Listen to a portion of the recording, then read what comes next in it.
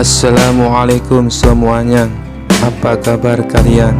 Semoga dalam keadaan sehat dan dilancarkan rezekinya oleh Allah. Amin ya robbal alamin.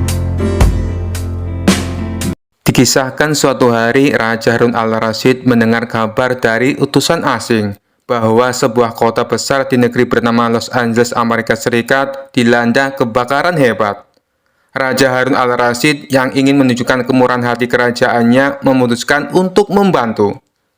Namun bukannya mengirim pasukan pemadam kebakaran, Raja malah memanggil Abu Nawas ke istana. "Wahai Abu Nawas, engkau adalah orang paling cerdik di negeri ini. Aku memerintahkan kamu untuk pergi ke Los Angeles dan memadamkan kebakaran di sana. Mereka membutuhkan bantuan segera," titah baginda raja. Abu Nawas tercengang. "Paduka, hamba ini hanya rakyat kecil, bukan petugas pemadam kebakaran. Bagaimana mungkin hamba bisa memadamkan api di kota besar seperti itu?" Namun Raja Harun tersenyum licik. "Aku tahu engkau punya akal yang luar biasa. Lakukan apapun yang diperlukan, asal api itu padam. Kalau tidak berhasil, jangan pulang ke negeriku." Mau tak mau, Abu Nawas menyanggupi perintah tersebut. Dengan berat hati, ia naik ke kapal menuju Los Angeles, Amerika Serikat. Setibanya di sana, ia disambut oleh wali kota Los Angeles yang wajahnya tampak penuh harapan. "Abu Nawas, kami sangat bersyukur kau datang. Apa rencanamu untuk memadamkan kebakaran ini?" Abu Nawas berpikir keras. Tiba-tiba, ia mengeluarkan sehelai kertas dari sakunya dan berkata, "Pertama-tama, saya butuh daftar nama semua orang di kota ini." Wali kota bingung, "Untuk apa daftar nama itu, wahai Abu Nawas?" Abu Nawas menjawab dengan tenang, "Saya akan menulis undangan resmi kepada api agar keluar dari kota ini. Jika kita memintanya dengan sopan, mungkin api akan mengerti dan pergi dengan damai." Orang-orang di sana mulai berbisik, orang ini waras atau tidak? Namun karena putus asa, wali kota setuju. Setelah menulis undangan untuk api, Abu Nawas berjalan menuju lokasi kebakaran. Ia mengangkat tangannya tinggi-tinggi dan berteriak, "Wahai api, aku Abu Nawas, mengundangmu untuk meninggalkan kota ini dan pindah ke tempat yang tidak mengganggu siapapun." Tentu saja api tidak peduli dan tetap menyala. Melihat ini, Abu Nawas pura-pura berpikir keras lagi. Lalu ia berkata kepada wali kota, "Jika cara ini tidak berhasil, aku punya cara yang lain. Kita harus mengalahkan api dengan sesuatu yang lebih besar darinya." "Apa itu?" tanya wali kota dengan antusias. "Lebih banyak api," jawab Abu Nawas santai. Semua orang terkejut. "Apa maksudmu?" Abu Nawas menjelaskan, "Jika kita membakar seluruh kota, api itu akan kehilangan tujuan. Tidak ada lagi yang bisa dibakar, maka api akan padam dengan sendirinya." Wali kota hampir pingsan mendengar ide gila tersebut. "Tidak, itu bukan solusi, Abu Nawas." Abu Nawas pun tertawa. "Aku hanya bercanda, tapi lihat, kalian semua tertawa meskipun sedang dalam situasi sulit. Itu yang aku maksud. Kita tetap kompak dan saling mendukung. Kita bisa menghadapi kebakaran ini bersama-sama." Akhirnya dengan bantuan Abu Nawas, warga Los Angeles dan petugas kebakaran bekerja sama memadamkan api secara terorganisasi. Mereka menyelamatkan kota itu tanpa perlu mengundang api atau membakar semuanya. Setelah kebakaran berhasil dipadamkan, wali kota bertanya, "Abu Nawas, kenapa kau memberikan solusi aneh-aneh di awal tadi?" Abu Nawas tersenyum. "Karena terkadang di tengah kepanikan manusia perlu tertawa agar bisa berpikir jernih. Dan sekarang lihatlah hasilnya." Ketika Abu Nawas pulang ke negerinya, Raja Harun al-Rasyid menyambutnya dengan senyuman. "Bagaimana hasilnya, Abu Nawas?" Abu Nawas menjawab sambil tertawa, "Paduka, api itu akhirnya pergi setelah kami memberikan undangan khusus. Tapi jangan tanya undangan macam apa." Kisah selanjutnya. Dikisahkan suatu hari di sebuah desa kecil, Abu Nawas dan Abu Jahil kebetulan bertemu di pasar. Namun kali ini mereka bukan bersaing dalam adu argumen atau lelucon, melainkan soal cinta. Ada seorang gadis cantik bernama Zainab yang membuat kedua sahabat itu tergila-gila. Abu Jahil yang selalu merasa dirinya lebih unggul berkata kepada Abu Nawas, "Dengar Abu Nawas, Zainab itu pasti akan memilihku. Aku punya pakaian terbaik, uang yang banyak, dan wajah tampan." Abu Nawas tersenyum santai. "Abu Jahil, kau lupa, cinta itu bukan soal pakaian atau uang. Yang penting adalah pesona alami, dan itu adalah aku." Keduanya sepakat untuk mencoba memikat Zainab secara langsung. Abu Jahil yang lebih dulu tiba di rumah Zainab membawa sekeranjang besar buah-buahan mahal. Ia mengetuk pintu dan berkata dengan penuh percaya diri, "Zainab, ini buah-buahan dari kebunku, semua untukmu sebagai tanda cintaku." Zainab tersenyum sopan dan menerima buah itu, tapi dalam hati ia merasa biasa saja. Giliran Abu Nawas datang. Ia hanya membawa sepotong kue kecil. Saat Zainab membuka pintu, Abu Nawas berkata, "Zainab, ini kue sederhana untukmu. Aku tahu kau pasti lelah karena banyak pria datang membawakan hadiah besar. Jadi, aku hanya ingin membantumu merasa ringan." Zainab tertawa kecil mendengar kejujuran Abu Nawas dan menerima kue itu dengan senang hati. Namun Zainab masih bingung siapa yang harus dipilih. Akhirnya ia memberikan tantangan kepada keduanya. "Jika kalian berdua benar-benar ingin memperebutkanku, aku ingin melihat siapa yang paling mampu bekerja keras. Besok pagi, datanglah ke ladangku dan bantu aku mencangkul." Abu Jahil langsung merasa tertekan. Ia terkenal malas dan hanya pandai bicara. Sementara itu, Abu Nawas terlihat percaya diri. Keesokan harinya, keduanya tiba di ladang. Abu Jahil yang ingin terlihat hebat mulai mencangkul dengan penuh semangat, tetapi hanya bertahan 5 menit sebelum ia kelelahan. Sementara itu, Abu Nawas duduk di bawah pohon sambil berpikir, "Zainab, aku tahu mencangkul itu penting, tapi bukankah lebih baik aku membantu dengan cara yang lain?" Zainab penasaran, "Apa maksudmu, Abu Nawas?" Abu Nawas mengambil suling kecil dari kantongnya dan mulai memainkan musik yang merdu. Ternyata suara suling itu membuat beberapa petani yang lewat tertarik untuk membantu mencangkul ladang Zainab. Dalam waktu singkat, seluruh ladang selesai dicangkul. Zainab tersenyum lebar melihat hasilnya. Ia berkata kepada Abu Jahil, "Kau bekerja keras, tapi sayangnya kau cepat lelah." Kemudian ia menatap Abu Nawas. "Kau tidak hanya membantu dengan caramu sendiri, tapi juga mengajak orang lain untuk membantuku. Aku rasa aku sudah tahu siapa yang pantas menjadi pendampingku." Abu Jahil hanya bisa menghela nafas panjang. "Abu Nawas, kau memang licik, tapi aku harus mengakuinya, kau lebih pintar dariku." Abu Nawas tersenyum penuh kemenangan. Tetapi sebelum ia sempat membalas, Abu Jahil menambahkan, "Tapi jangan lupa, kau harus mentraktirku makan besar setelah ini. Aku bekerja keras demi ladang Zainab." Semua tertawa termasuk Zainab, yang akhirnya memilih Abu Nawas sebagai pemenang. Kisah selanjutnya. Dikisahkan pada suatu hari, raja merasa penasaran tentang usia 40 tahun, yang katanya penuh misteri dan kebijaksanaan. Maka dipanggil Abu Nawas ke istana untuk membantunya menjawab pertanyaan tersebut. "Abu Nawas," seru sang raja, "aku dengar umur 40 tahun adalah usia yang istimewa. Orang bilang banyak rahasia kehidupan yang baru terbuka di usia tersebut. Apa kau tahu apa rahasia umur 40 tahun?" Abu Nawas tersenyum penuh arti. "Baginda, rahasia umur 40 tahun itu memang ada, dan hanya sedikit yang tahu," jawabnya, menambah rasa penasaran sang raja. Raja semakin tertarik dan mendesak Abu Nawas untuk berbicara. "Kalau begitu, katakan padaku, apa rahasianya?" Abu Nawas menghela napas seolah serius, kemudian berkata, "Baiklah Baginda, rahasia umur 40 tahun sebenarnya sederhana. Mulai saat itulah seseorang menyadari bahwa ia semakin sering lupa apa yang ia ingat." Raja kaget lalu tertawa terbahak-bahak. "Abu Nawas, aku tak mau percaya. Masa rahasia umur 40 tahun hanya soal lupa?" Abu Nawas tersenyum lebar. "Sungguh Baginda, saat berusia 40 tahun, kita lebih mudah lupa di mana menaruh barang. Lupa siapa yang sudah kita janjikan sesuatu. dan tentu lupa soal pertanyaan-pertanyaan besar yang dulu kita sering pikirkan. Tapi justru itulah, semakin banyak lupa, semakin kita belajar untuk menerima apa adanya. Raja tergelak, tapi masih penasaran. Baiklah, itu lucu, tapi sepertinya masih ada lagi.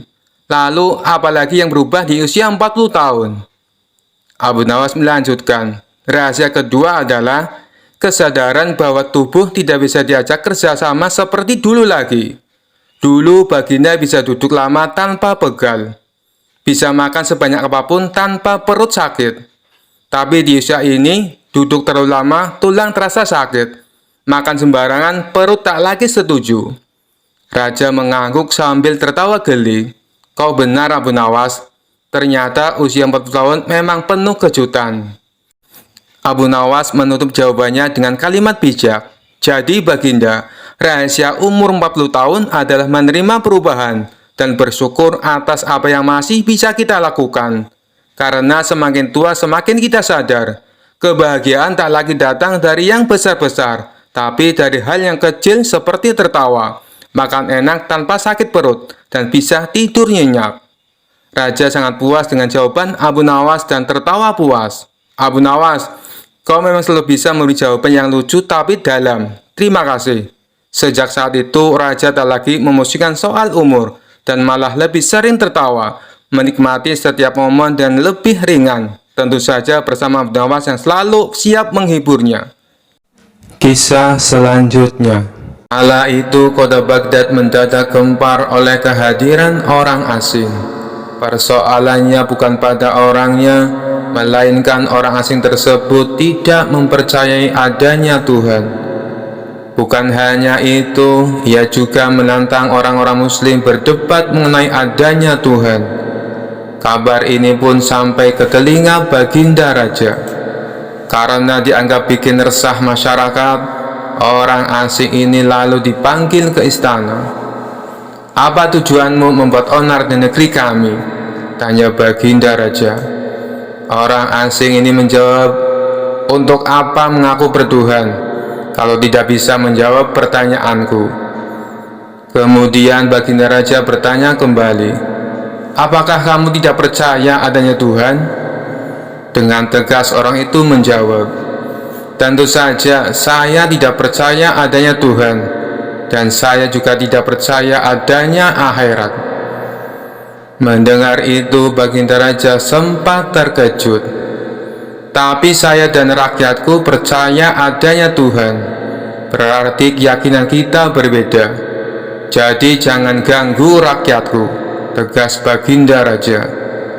Kalau Paduka Raja percaya adanya Tuhan, bisakah Paduka menjawab 3 pertanyaanku? Tanya orang asing tersebut.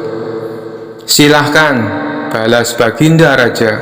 Pertanyaan pertama, orang Islam meyakini bahwa dunia dan seisinya adalah ciptaan Allah. Lalu siapakah yang menciptakan Allah? Bukankah sesuatu yang ada pasti ada penciptanya? Pertanyaan yang kedua, katanya di dalam surga manusia tidak akan berak ataupun kencing, sedangkan mereka makan dan minum setiap hari. Bagaimana mungkin ini bisa terjadi? Padahal segala sesuatu yang akan dimasukkan pasti akan keluar, entah itu dengan bentuk yang lain. Dan pertanyaan yang ketiga, orang Islam meyakini kalau setan terbuat dari api, tapi katanya setan akan disiksa dengan api neraka. Mana mungkin api bisa menyakiti api? Mendengar pertanyaan orang asing itu, baginda raja hanya terdiam. Bisa saja ia menjawab berdasarkan hadis dan Al-Quran, tapi karena yang dihadapi adalah orang yang tidak percaya Tuhan, maka dijawabnya harus dengan logika.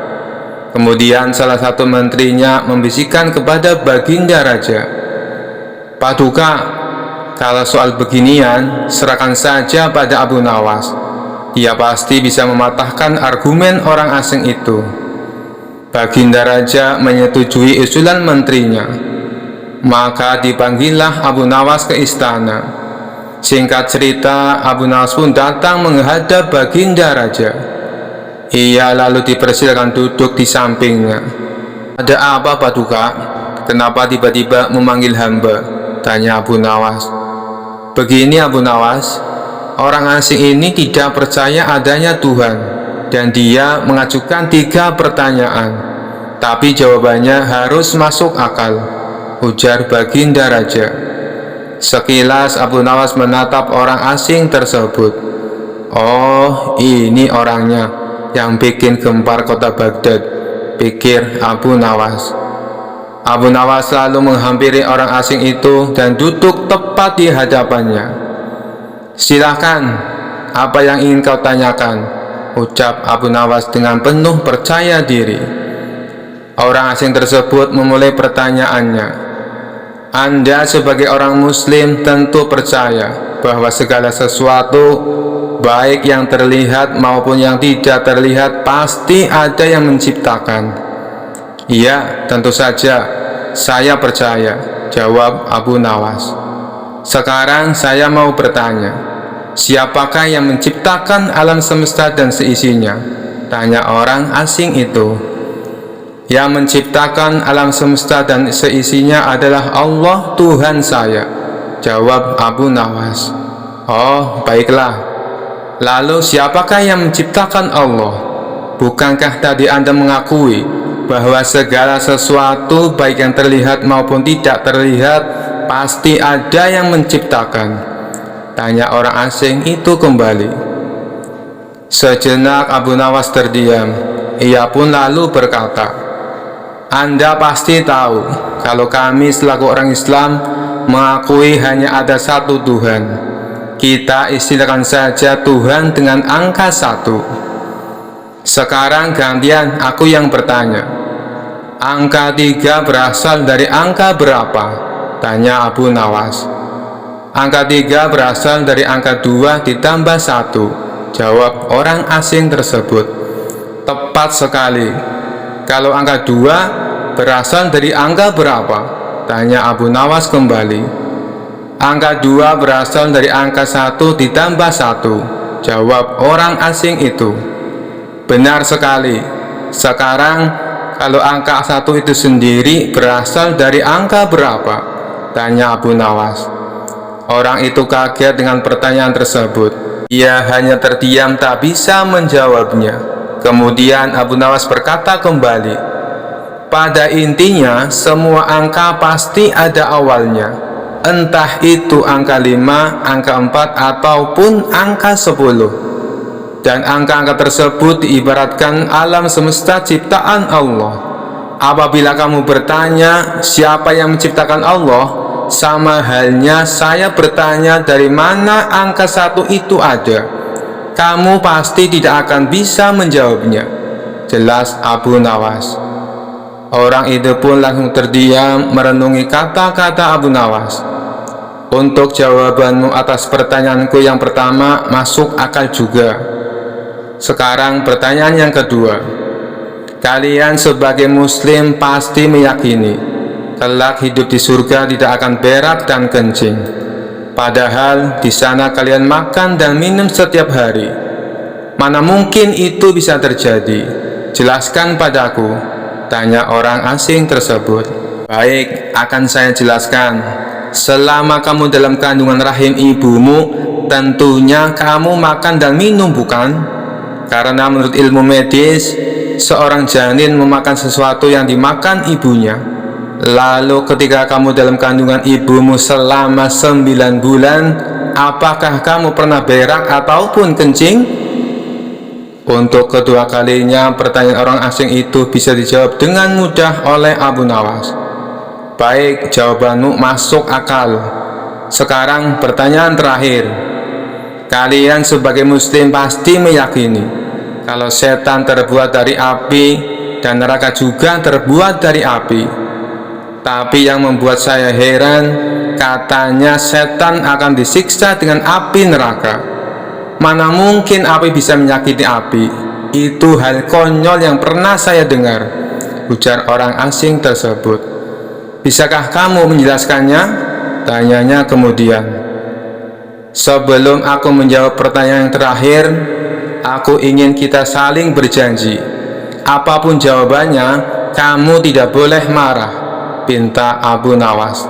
Tentu saja saya tidak akan marah, apalagi kalau jawabannya masuk akal, balas orang asing tersebut. Tiba-tiba Abu Nawas menampar pipi orang asing itu dengan sangat keras. Baginda Raja dan orang-orang yang hadir terkejut dibuatnya. Hei, apa-apaan ini? Kalau tidak bisa menjawab, jangan emosi, apalagi sampai main pukul kayak gini, protes orang asing itu. Siapa yang emosi? Itu tadi adalah jawaban saya. Apakah tadi kamu merasakan sakit? Tanya Abu Nawas. Tentu saja saya sakit, jawab orang itu sambil memegang pipinya. Coba kamu perhatikan tangan saya. Bukankah tangan saya terbuat dari tulang dan daging? Begitu juga dengan pipi kamu. Tapi ketika tangan saya ditamparkan ke pipi kamu, kamu langsung kesakitan. Itulah gambaran sederhana. Kalau api neraka bisa menyakiti setan, setan pasti akan merasa kesakitan, meskipun ia sama-sama terbuat dari api, kata Abu Nawas menjelaskan. Orang tersebut lalu terdiam. Ia tak bisa membantah argumen Abu Nawas. Sementara Baginda Raja dan orang-orang istana kagum atas kecerdikan Abu Nawas. Kisah selanjutnya. Dikisahkan pada suatu hari Abu Nawas sedang berjalan-jalan di pasar. Ia melihat sebuah kios kecil dengan papan bertuliskan tukang servis radio, dijamin beres, jika tidak uang kembali. Abu Nawas berhenti sejenak, membaca tulisan itu dengan seksama, lalu tersenyum lebar. Ia berpikir untuk menguji keahlian tukang servis tersebut. Abu Nawas pulang ke rumah dan mencari sesuatu. Ia menemukan sebuah kotak kayu tua yang bentuknya mirip radio. Dengan sedikit kreativitas, ia menambahkan beberapa tombol palsu dari kayu dan sebuah antena bengkok. Kotak itu kini terlihat seperti radio tua yang sudah rusak. Ia membawa radio itu ke kios tukang servis. Assalamualaikum, sapa Abu Nawas. Waalaikumsalam tuan, silakan, ada yang perlu saya perbaiki? Jawab si tukang servis dengan ramah. Abu Nawas menyerahkan radio itu sambil berkata, radio ini sudah lama tidak menyala, tolong perbaiki agar kembali berfungsi dengan baik. Tukang servis menerima radio itu, memperhatikan sebentar lalu bertanya, ini radio jenis apa ya? Kok kelihatannya unik sekali? Abu Nawas menjawab dengan serius, ini radio keluaran kuno, warisan nenek moyangku. Tetapi kalau kau berhasil memperbaikinya, aku akan memberimu bayaran ekstra. Tukang servis mulai membongkar radio tersebut. Ia memeriksa antena, tombol-tombol, dan bagian dalamnya. Namun semakin ia memeriksa, semakin bingung. Karena radio itu ternyata hanyalah kotak kayu kosong. Tuan, ini bukan radio, ini hanya kotak kayu, seru tukang servis. Abu Nawas menggeleng sambil tersenyum. Tidak mungkin, itu radio keluarga kami yang sangat berharga. Kalau kau bisa memperbaikinya, aku minta uangku kembali sesuai jaminan di papanmu. Tukang servis terdiam. Ia tak ingin kalah, lalu ia berkata, baiklah tuan, beri aku waktu 1 hari untuk memperbaiki radio ini. Keesokan harinya, Abu Nawas datang kembali. Tukang servis menyerahkan radio itu sambil berkata, ini sudah selesai tuan, saya berhasil memperbaikinya. Abu Nawas terkejut, bagaimana mungkin, apa yang kau lakukan? Tukang servis menjawab sambil tersenyum, saya memasang kembali semua komponen yang rusak, membersihkan antena dan menyelaraskan tombol-tombolnya. Sekarang radio ini dalam kondisi terbaik. Abu Nawas memeriksa radio itu lalu berkata, tapi kenapa tidak ada suara apapun? Tukang servis menjawab, karena radio ini jenis kuno tuan, radio ini hanya menyala jika pemiliknya bernyanyi sendiri. Silakan coba. Abu Nawas tertawa terbahak-bahak. Ia mengakui kecerdikan tukang servis tersebut.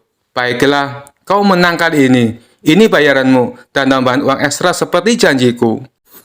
Tukang servis tersenyum puas, sementara Abu Nawas pulang dengan hati lega, meskipun ia tidak berhasil menjebak tukang servis yang cerdik tersebut. Sejak saat itu, mereka berdua menjadi sahabat baik dan sering berbagi cerita lucu. Kisah selanjutnya. Suatu hari Abu Nawas terlibat dalam sebuah perdebatan dengan seorang Yahudi yang cerdas dan suka berargumen. Orang Yahudi itu terkenal sering mengajukan pertanyaan-pertanyaan sulit untuk menguji kepercayaan orang lain. Kali ini ia memutuskan untuk menantang Abu Nawas dalam sebuah perdebatan tentang keberadaan siksa kubur.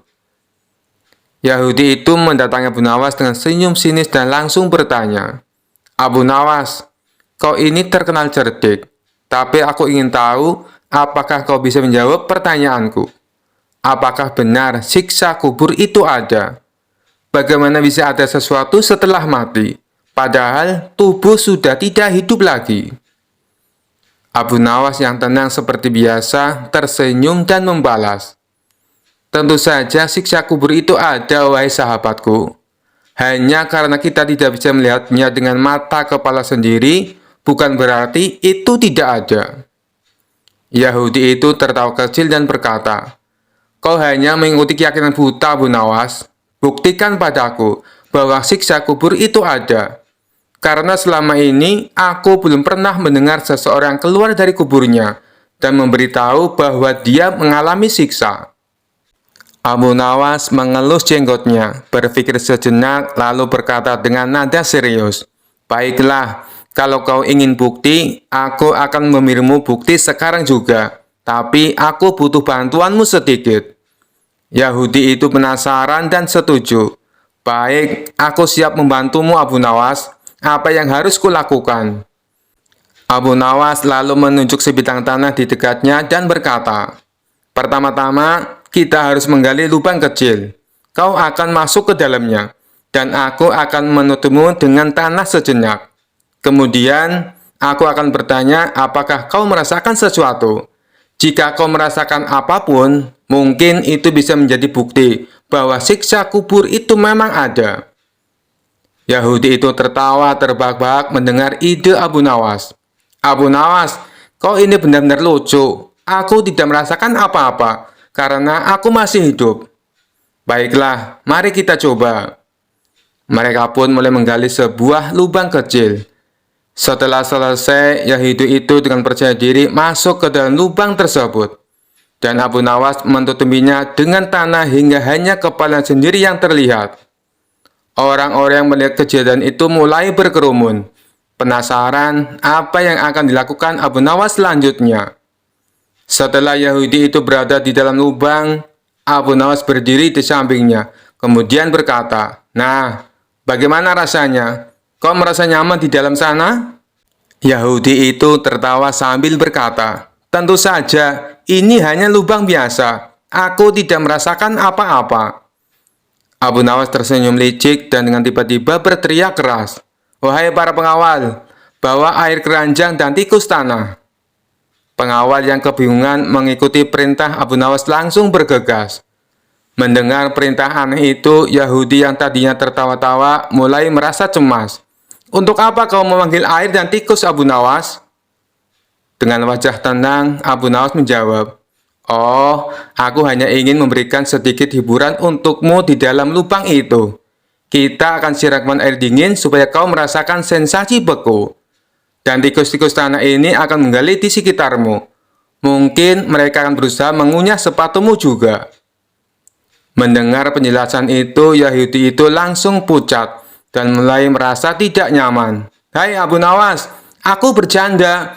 Keluarkan aku dari sini. Aku tidak mau ada air dingin atau tikus tanah." Abu Nawas pura-pura terkejut. "Oh, kau takut? Tapi bukankah tadi kau berkata bahwa kau tidak merasakan apa-apa di dalam lubang? Mengapa tiba-tiba kau khawatir?" Yahudi itu mulai panik. "Abu Nawas, keluarkan aku dari sini sekarang. Aku minta maaf telah menantangmu. Aku tidak mau merasakan apapun di dalam kubur ini, bahkan tikus sekalipun." Abu Nawas tertawa kecil, lalu segera mengangkat Yahudi itu keluar dari lubang.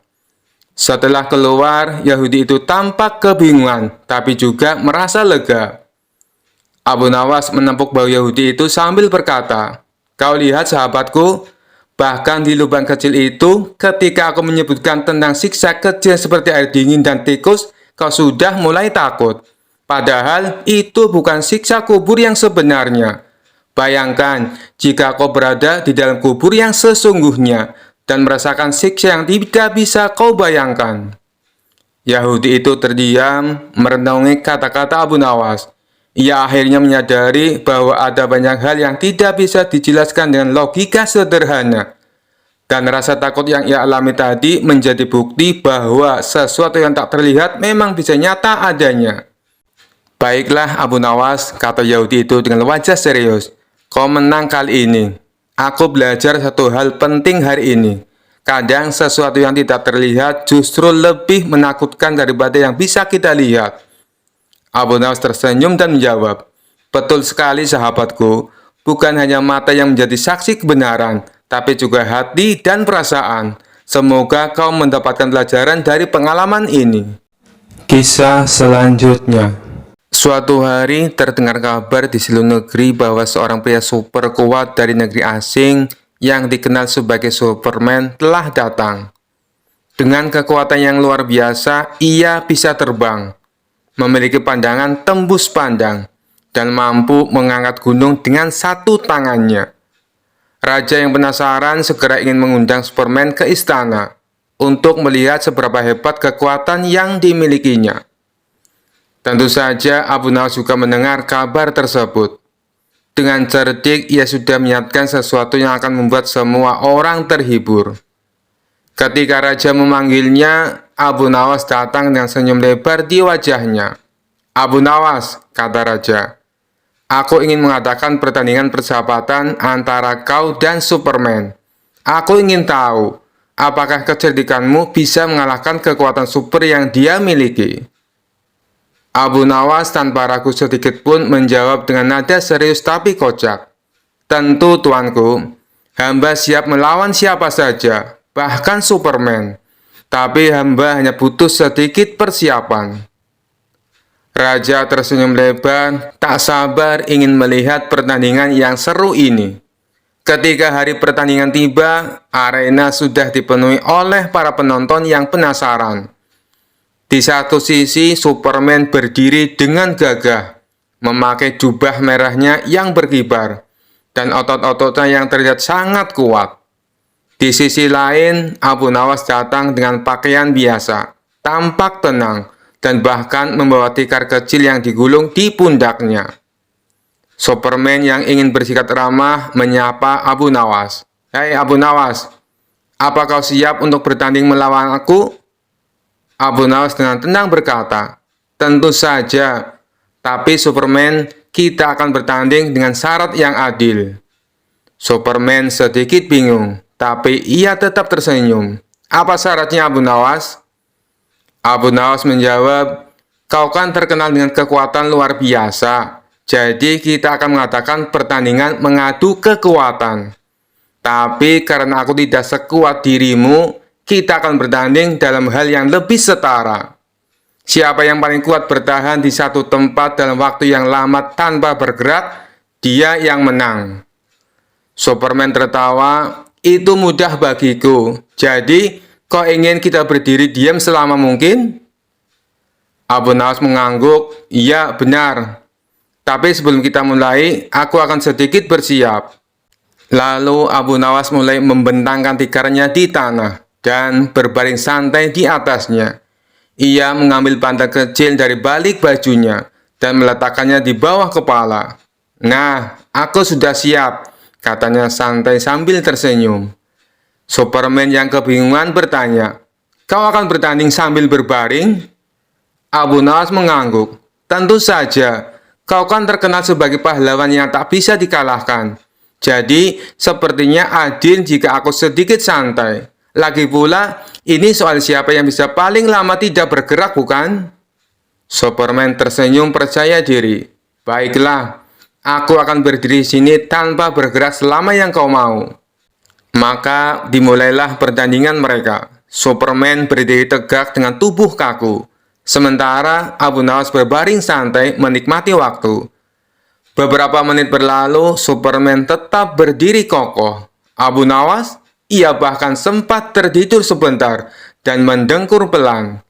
1 jam kemudian, Superman mulai merasa kakinya pegal. Ia mulai sedikit bergeser ke kiri dan ke kanan, tapi tetap berusaha bertahan. Sedangkan Abu Nawas tanpa beban, melanjutkan tidurnya dengan nyaman. Setelah 2 jam, keringat mulai bercucuran dari dahi Superman. Meski dia super kuat, ternyata berdiri tanpa bergerak begitu lama membuat otot-ototnya tegang. Sementara itu, Abu Nawas bangun dari tidurnya, menguap dan berkata, "Wah, tidurku enak sekali. Bagaimana Superman? Kau masih kuat?" Superman yang mulai kelelahan mencoba tetap berdiri, tapi akhirnya berkata, "Abu Nawas, aku menyerah. Ini terlalu sulit. Kau menang." Raja yang menyaksikan semua itu tertawa terbahak-bahak. "Abu Nawas, sekali lagi kau berhasil mengalahkan lawanmu dengan kecerdikanmu. Bahkan Superman pun tak bisa bertahan melawan strategimu yang unik." Abu Nawas berdiri, menggelar tikarnya dan berkata, "Tuanku, kekuatan saja tidak cukup. Kadang yang terpenting adalah bagaimana kita menggunakan kecerdikan. Lagi pula, siapa yang tidak suka tidur siang?" Semua orang di istana tertawa terbahak-bahak, termasuk Superman, yang akhirnya mengakui bahwa Abu Nawas memang bukan lawan sembarangan. Meski tidak memiliki kekuatan super, kecerdasan Abu Nawas adalah kekuatan terbesarnya. Dan sejak hari itu, Raja terus memuji kecerdikan Abu Nawas. Sementara Superman pun belajar bahwa tidak semua masalah bisa diatasi dengan kekuatan saja. Kisah selanjutnya. Pada suatu hari, Raja mendengar bahwa ada seorang ulama besar di negeri seberang yang melakukan tapa atau bertapa dengan cara merendam diri di sungai. Raja sangat terkesan dan penasaran, lalu memanggil Abu Nawas ke istana. "Abu Nawas," kata Raja, "aku dengar ulama besar di negeri seberang melakukan tapa rendam di sungai selama berhari-hari untuk mendapatkan pencerahan. Aku ingin kau melakukan hal yang sama. Tunjukkan bahwa kau juga mampu bertapa seperti itu." Abu Nawas yang terkenal cerdik tentu saja merasa ini adalah perintah yang aneh dan berat. Namun ia tidak mungkin menolak perintah Raja. Ia berpikir sejenak, lalu tersenyum dan berkata, "Baik, tuanku. Hamba akan melaksanakan perintah tuanku dengan penuh dedikasi. Hamba akan melakukan tapa rendam di kali besok pagi." Keesokan harinya, Abu Nawas pergi ke sungai, ditemani oleh para pengawal raja yang ingin memastikan bahwa ia benar-benar melakukan tapa rendam. Namun seperti biasa, Abu Nawas sudah menyiapkan rencananya yang cerdik. Sampai di sungai, Abu Nawas mulai bersiap-siap. Ia mengambil sepotong tikar dan membawa makanan ringan serta minuman hangat. Pengawal yang melihat itu kebingungan dan bertanya, "Apa yang kau lakukan, Abu Nawas? Bukankah kau harus berendam di sungai?" Abu Nawas dengan tenang menjawab, "Tenang saja, aku tahu apa yang kulakukan." Lalu dengan gerakan dramatis, Abu Nawas menggulung celana hingga lutut, berjalan ke tepi sungai, dan duduk di atas batu yang berada tepat di tepi sungai. Air sungai hanya menyentuh sedikit kakinya, dan ia duduk santai di sana sambil meminum teh hangat dan makan cemilan. Pengawal pun terkejut. "Abu Nawas, ini bukan tapa rendam. Kau harus masuk ke dalam air, bukan duduk santai di tepi sungai." Abu Nawas tersenyum tenang dan menjawab, "Kalian tidak mengerti esensi dari tapa rendam. Yang penting adalah hatiku yang tenggelam dalam kedalaman makna, bukan tubuhku. Jika hati sudah meresapi air sungai, seluruh jiwa dan tubuhku sudah berendam di dalamnya." Pengawal pun bingung mendengar penjelasan aneh itu, tapi mereka tak bisa membantah logika licik Abu Nawas. Setelah beberapa jam duduk santai, Abu Nawas kemudian pulang ke istana dan melapor kepada Raja, "Tuanku, hamba sudah melaksanakan tapa rendam seperti yang diperintahkan." Raja yang penasaran bertanya, "Bagaimana perasaanmu setelah bertapa, Abu Nawas? Apakah kau mendapatkan pencerahan?" Abu Nawas dengan wajah penuh kebijaksanaan menjawab, "Tuanku, hamba mendapatkan pencerahan yang luar biasa. Hamba sadar bahwa tak perlu seluruh tubuh hamba tenggelam di air untuk mencapai pencerahan. Cukup dengan merendam kaki dan minum teh. Hati hamba sudah bersatu dengan alam. Raja yang awalnya ingin marah karena merasa Abu Nawas bermain-main, akhirnya tertawa terbahak-bahak. Abu Nawas, kau memang selalu punya cara untuk keluar dari situasi sulit dengan akal cerdikmu. Baiklah, aku terhibur dengan caramu bertapa. Abu Nawas pun tersenyum lebar, senang karena sekali lagi ia berhasil menjalankan perintah raja dengan saran yang cerdik dan lucu. Semua orang di istana pun tertawa mendengar kisah Abu Nawas dan tapa rendamnya yang tidak biasa. Kisah selanjutnya. Dikisahkan suatu malam yang sunyi, Abu Nawas sedang duduk di rumahnya sambil membaca buku dengan tenang. Tiba-tiba angin dingin berhembus masuk ke dalam rumah. Dan sekejap ruangan itu berubah menjadi gelap gulita. Ketika Abu Nawas mencoba mencari lilin, sebuah suara berat dan menggelegar terdengar dari sudut ruangan. Abu Nawas, aku datang untuk bertamu. Abu Nawas yang sebenarnya cukup terbiasa dengan hal-hal aneh, tetap tenang dan menyalakan lilin. Di hadapannya berdirilah sosok jin tinggi besar dengan wajah menyeramkan dan mata menyala merah. Oh, tamu dari dunia lain. Apa keperluanmu datang ke rumahku di tengah malam begini? Tanya Abu Nawas dengan santai sambil menyeruput tehnya. Jin itu terkejut melihat Abu Nawas tidak takut. Aku datang karena mendengar kau adalah manusia paling cerdas di negeri ini. Aku ingin menguji kecerdasanmu. Abu Nawas tersenyum kecil. Baiklah, silakan uji aku. Tapi sebelum itu, tamu harus menghormati tuan rumah. Duduklah dulu, kita minum teh bersama. Jin itu meskipun merasa aneh, akhirnya menurut. Ia duduk, tapi karena tubuhnya terlalu besar, kursi yang didudukinya langsung hancur. Abu Nawas tertawa kecil. Maaf, kursiku bukan untuk jin. Mungkin kau lebih nyaman duduk di lantai, kata Abu Nawas dengan nada bercanda. Setelah duduk di lantai, jin itu berkata, Abu Nawas, aku akan memberikanmu 3 pertanyaan. Jika kau bisa menjawab semuanya, aku akan memberimu hadiah. Tapi jika kau gagal, aku akan mengambil jiwamu. Abu Nawas mengangguk santai. Baiklah, aku siap. Apa pertanyaan pertamamu? Jin itu berpikir sejenak, lalu bertanya, apa yang lebih cepat dari angin? Abu Nawas tersenyum, kemudian menjawab, pikiran. Pikiran bisa pergi kemana saja dalam sekejap, bahkan lebih cepat dari angin. Jin itu mengangguk terkesan. Jawabanmu benar. Sekarang pertanyaan kedua. Apa yang lebih berat dari gunung? Tanpa ragu, Abu Nawas menjawab, tanggung jawab. Tanggung jawab bisa sangat berat hingga membuat orang merasa tertekan lebih dari beban gunung. Jin itu mulai khawatir. Ia menyadari bahwa Abu Nawas benar-benar pintar. Baiklah, pertanyaan terakhir. Apa yang lebih tajam dari pedang? Abu Nawas tersenyum lebar. Lidah. Dengan lidah, orang bisa melukai hati lebih dalam daripada luka pedang. Jin itu terdiam. Semua jawaban Abu Nawas benar. Tunggu dulu, kata Abu Nawas. Sekarang giliranku mengujimu. Jika kau gagal menjawab, kau harus memberiku hadiah. Jin itu yang merasa percaya diri setuju. Baiklah, tanyakan apa saja. Abu Nawas bertanya, apa yang ada di hadapanmu tapi tak bisa kau lihat? Jin itu berpikir keras tapi tidak menemukan jawaban. Ia akhirnya menyerah. Apa jawabannya? Abu Nawas tertawa. Udara. Udara ada di hadapan kita tapi tak terlihat. Jin itu kesal tapi tidak bisa menyangkal. Sesuai perjanjian, ia memberikan Abu Nawas sekantong emas sebagai hadiah. Abu Nawas, kau memang manusia cerdas dan licik. Tapi aku akan kembali suatu hari nanti, kata jin itu sambil menghilang. Kisah selanjutnya. Pada suatu hari, Abu Nawas sedang berjalan-jalan di pasar dan bertemu dengan Abu Jahil, orang yang terkenal suka menjahili orang lain. Abu Jahil mendekati Abu Nawas dengan senyum penuh tipu muslihat dan berkata, "Wahai Abu Nawas, aku dengar engkau adalah orang yang sangat cerdas. Bagaimana kalau kita bermain tebak-tebakan?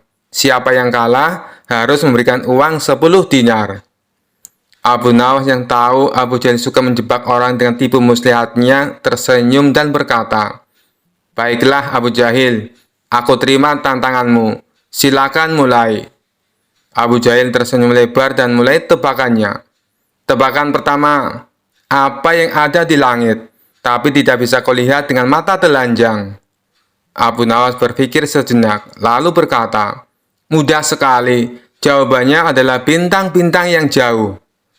Abu Jahil terkejut karena Abu Nawas menjawab dengan cepat dan benar. Tapi ia tak mau kalah. Baiklah, sekarang giliranku lagi, katanya. Tebakan kedua, apa yang bisa terbang tapi tidak punya sayap? Abu Nawas merenung dan berpikir keras. Setelah beberapa saat, ia tersenyum dan menjawab, asap. Asap bisa terbang ke langit, tapi tak punya sayap. Abu Jahil mulai kesal karena Abu Nawas terus menjawab dengan benar. Maka ia memutuskan untuk memberikan tebakan-tebakan yang lebih sulit. Sekarang, tebakan ini. Apa yang bisa berjalan tanpa kaki, terbang tanpa sayap, dan menangis tanpa air mata? Abu Nawas menggaruk-garuk kepalanya, pura-pura berpikir keras. Setelah beberapa saat, ia dengan sengaja berkata, aku menyerah. Apa jawabannya? Abu Jahil tersenyum puas, kemudian berkata, jawabannya adalah awan. Awan berjalan di langit, terbang tanpa sayap, dan kadang-kadang meneteskan hujan seolah menangis tanpa air mata. Abu Nawas pura-pura terkejut dan berkata, hebat sekali. Baiklah Abu Jahil, sekarang giliranku. Kalau kau bisa menjawab, aku akan mengaku kalah. Abu Jahil yang merasa sangat percaya diri menjawab, silakan, aku siap. Abu Nawas tersenyum licik lalu bertanya, apa yang ada di saku bajuku sekarang ini? Abu Jahil tertegun, ia tahu ini pertanyaan jebakan, tapi ia tetap mencoba menebak. Mungkin uang 5 dinar. Abu Nawas menggeleng sambil tertawa, salah. Abu Jahil mencoba lagi, kalau begitu mungkin kunci rumahmu. Abu Nawas kembali menggeleng, salah lagi. Abu Jahil semakin kesal dan bertanya, baiklah, apa jawabannya? Dengan senyum lebar, Abu Nawas mengeluarkan tangannya dari saku, memperlihatkan tangannya yang kosong, dan kemudian berkata, jawabannya adalah tidak ada apa-apa. Abu Jahil terkejut dan protes, itu tidak adil, itu bukan tebakan yang benar. Abu Nawas hanya tertawa terbahak-bahak, kau sendiri yang menerima tantangan. Tebakannya sederhana, dan kau salah menebak. Sekarang bayarlah 10 dinarmu. Semua orang yang mendengar kisah itu tertawa keras, sementara Abu Jahil hanya bisa menggerutu sambil menyerahkan 10 dinar kepada Abu Nawas. Sekali lagi, Abu Nawas berhasil mengalahkan lawannya dengan kecerdikan yang tak terkalahkan. Kisah selanjutnya. Suatu sore, Abu Nawas sedang duduk santai di depan rumahnya sambil menikmati teh hangat. Tiba-tiba seorang cendekiawan yang sombong datang mendekatinya. Cendekiawan ini terkenal suka mempertanyakan segala sesuatu dengan cara yang aneh. Cendekiawan berkata, Abu Nawas, aku ingin tahu pandanganmu.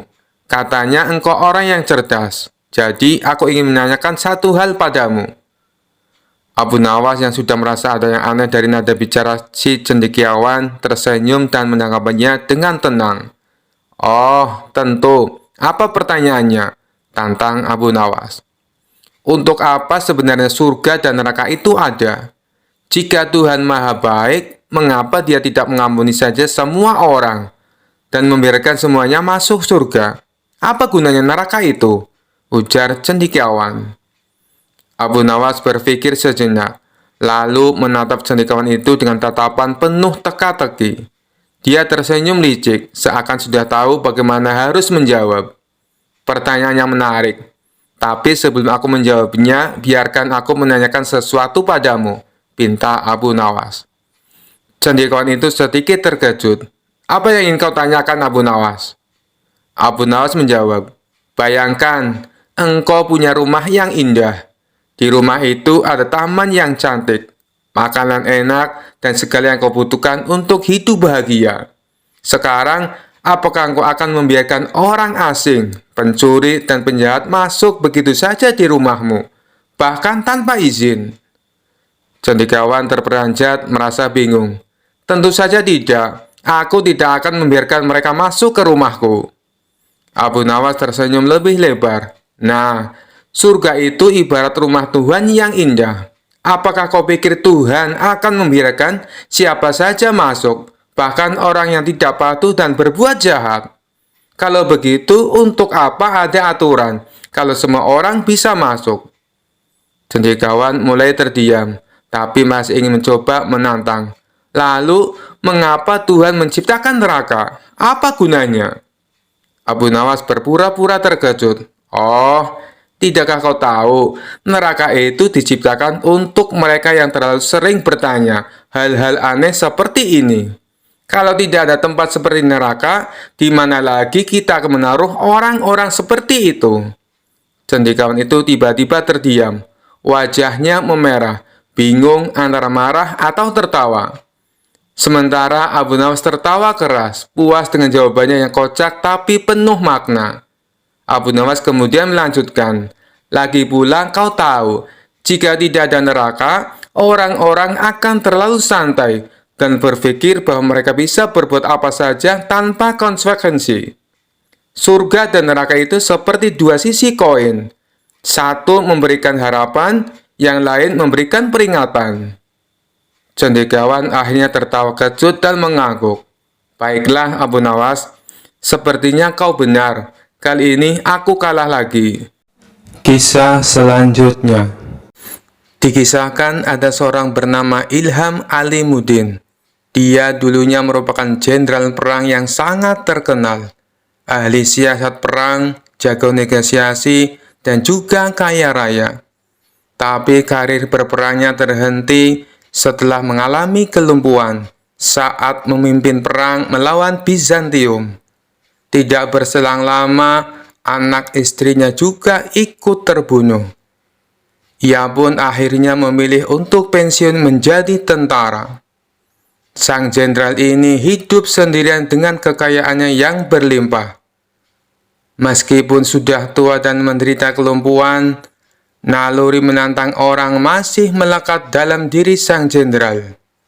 Tapi kali ini bukan menantang adu kekuatan fisik, melainkan adu kekuatan pikiran. Tampaknya ia bukan hanya ingin dikenal sebagai jenderal perang, tetapi ia juga ingin dikenal sebagai tokoh paling cerdik dan pandai di kota Baghdad. Untuk itulah, dia tak segan-segan memberikan banyak hadiah bagi siapa saja yang bisa menjawab teka-tekinya. Sampai hari ini, sudah 100 orang yang lebih yang dia tantang.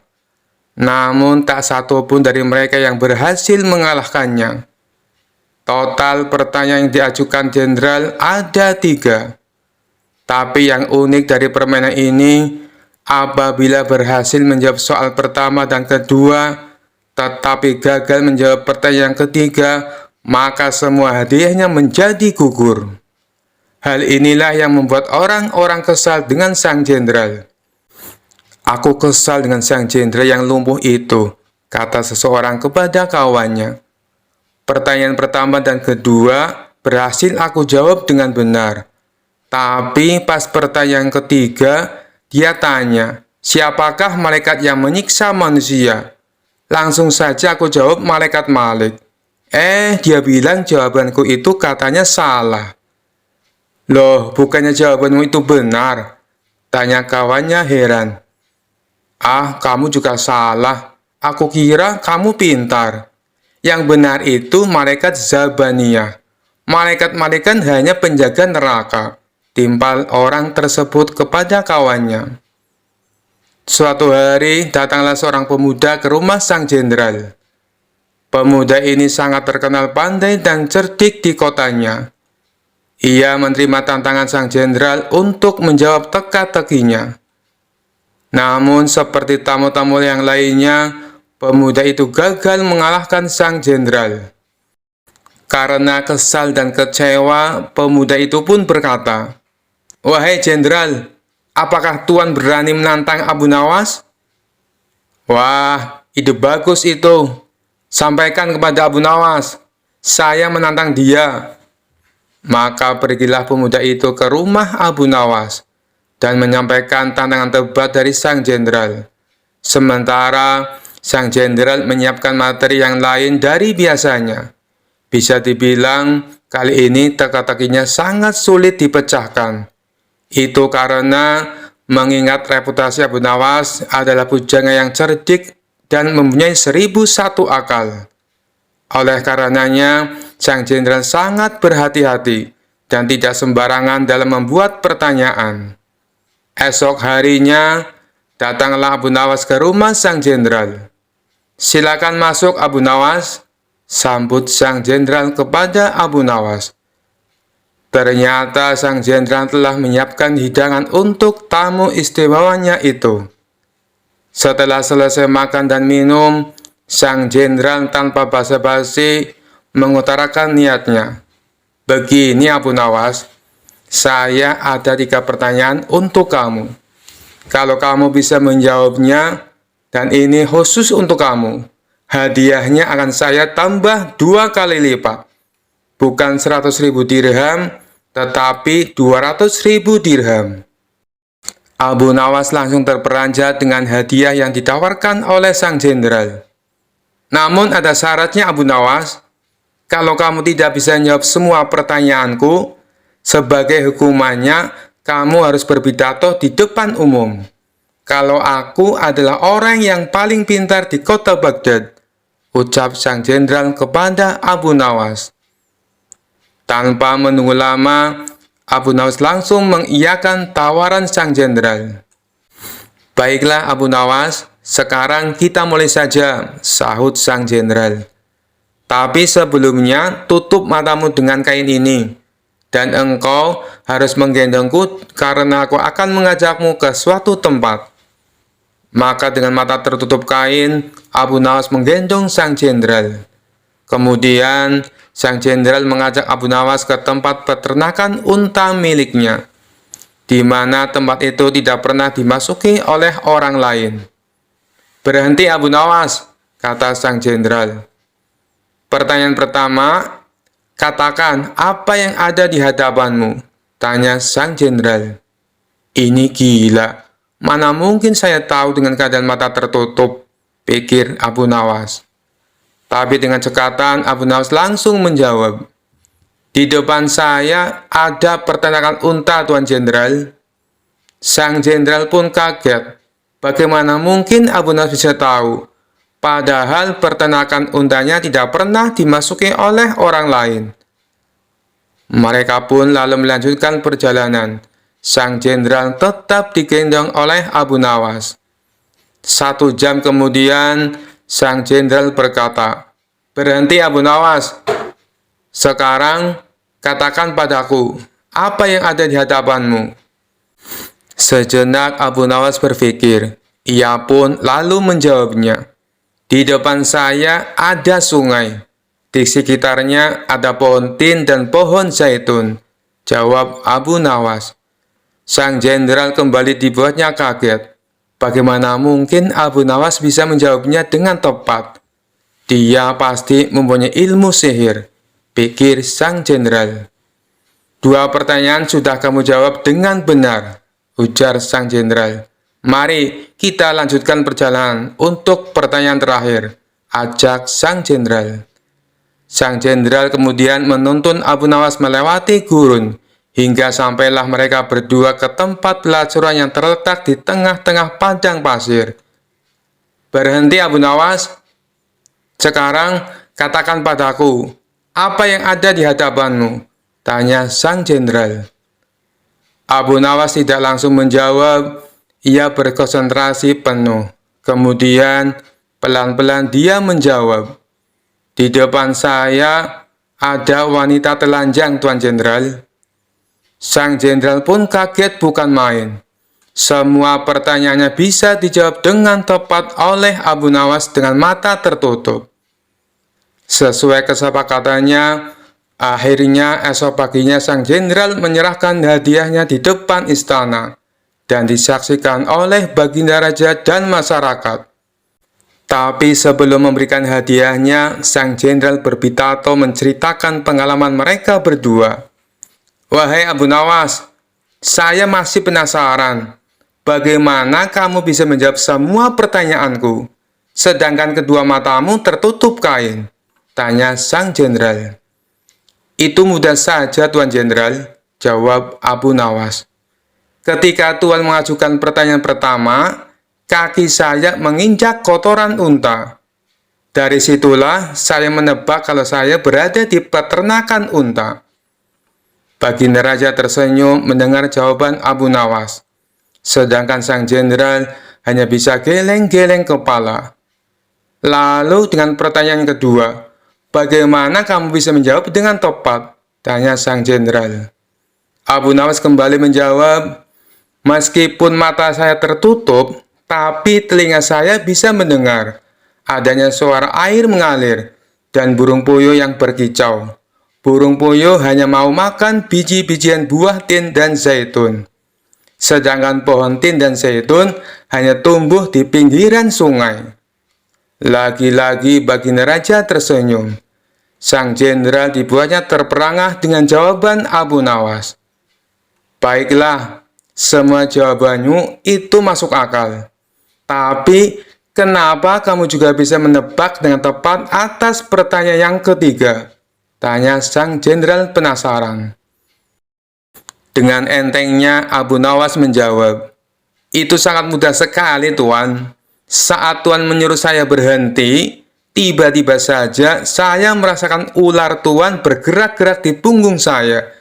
"Nut-nutan, Tuan Jenderal," jawab Abu Nawas sambil menahan tawa. "Dari situlah saya bisa mengetahui kalau di depan saya ada wanita telanjang." Spontan saja Baginda Raja ikut tertawa terpingkal-pingkal mendengarnya. Sedangkan sang jenderal hanya bisa tersenyum kecut menahan rasa malu. Sekian dulu perjumpaan kita kali ini. Sampai bertemu lagi di kisah-kisah selanjutnya. Terima kasih yang sudah subscribe dan setia menonton channel ini. Wassalamualaikum warahmatullahi wabarakatuh.